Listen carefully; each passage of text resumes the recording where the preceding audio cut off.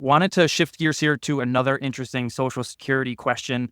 There's multiple different questions. People think of the craziest things with Social Security and they try and game the systems. This question's along those lines. Basically, it's should you try to out-earn Social Security in the stock market? If you wait until age 70, each year you wait, your Social Security payment grows by 8% per year. But some people might think, if you look at the S&P 500 over the last 10 years or so, it's averaged on an annual basis 10 or 11% per year. That's more than 8%. So if I can out-earn that return from Social Security in the stock market, should that be something I'm thinking about doing? Tom, what do you think? If you are going to do this and you're going to take your monthly check, and I'm old enough to remember people actually getting their checks in the mail, not direct deposit. And if you're going to do this, and technically you are going to be dollar cost averaging into the stock market, which is something we try and tell people to do all the time. True. That's the beauty of these 401ks and these other kind of retirement plans, because it's set up automatically. Good market, bad market, up day, down day, doesn't matter. When your contribution hits, it gets invested and it keeps you in the game. I think sometimes where you have to do it manually, people stop and decide before they click that button to say, what's the Fed going to do? Right. So that would be what they're doing with their Social Security checks, is they would be, getting the check, kind of surveying the environment, if you will, and then deciding whether or not to invest that money. My answer to the question is, you can have these annualized returns of 10 or 11% per year, but you have to think about it from a risk perspective. This 8% per year from your Social Security going up is guaranteed. It's going to happen. Whereas if you invest it in the stock market, it could all go away tomorrow. Yeah, you could out earn that 8% per year, but you could lose it all as well.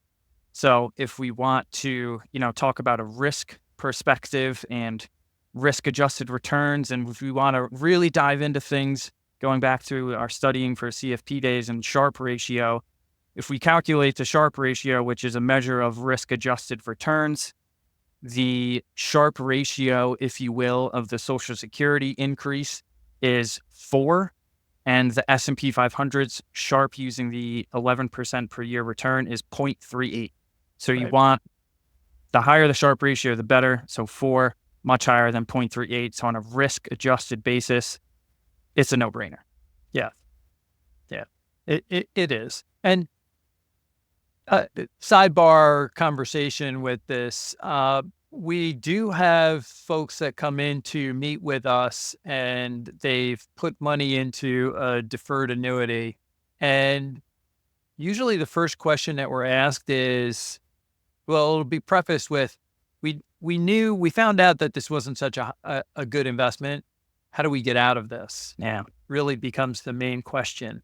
And I think there's some less than scrupulous folks in the business who will try and figure out a way to get people out of an investment product like that so that they can manage the money or do something else with it. But one of the things that we've shown folks when they come in with these products, they feel like they're in jail. But we show them, hey, if you're looking for some type of guaranteed income in addition to a pension or Social Security or both in retirement, you can just turn on the switch with this. This is guaranteed income for life and maybe over 2 lives. And that is something that I think a lot of people overlook. Just think about annuitizing your contract. Well, you're doing the same thing with Social Security. You have a guaranteed source of income. Do you want to pay tax on that and then put it back into the market where you'll pay more tax in terms of capital gains? Good point. I don't know. I don't know if that's really the best path to take. Right. I know in practical terms, a lot of people like having that income floor in place in retirement, if you will. And I think the Social Security, if you have a pension, or an annuity product, if you have that monthly income floor in place, that gives you, some flexibility in other areas like drawing down your investments or not. So, Uh, we have a saying around the office that we use a lot, and it didn't come from this, but the phrase is options give you options. Not that we want to talk about trading options. That's not what this is about.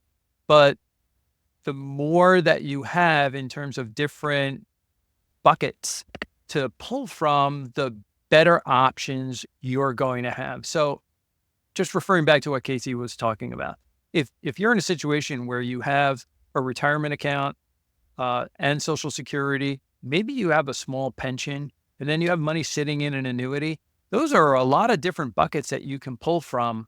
One of the options that we may talk about with you is, hey, if we're going to pull income from this, say, an annuity product, maybe we don't have to start taking Social Security. We can let that compound a little longer, and it's going to compound at 8% until 70. yeah.